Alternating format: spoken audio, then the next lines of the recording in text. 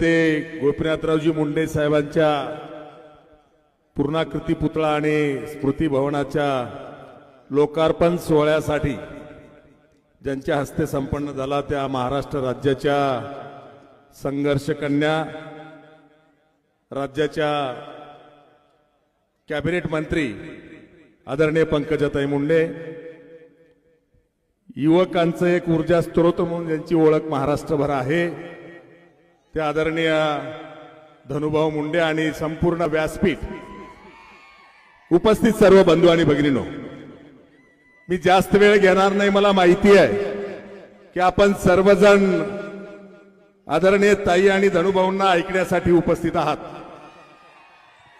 त्यामुळं मी या संपूर्ण प्रवासाचा साक्षीदार आहे आणि मी स्वतःला भाग्यवान समजतो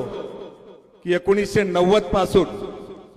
आदरणीय गोपीनाथरावजी मुंडे साहेबांच्या पठडीमध्ये मला काम करण्याची संधी मिळाली आणि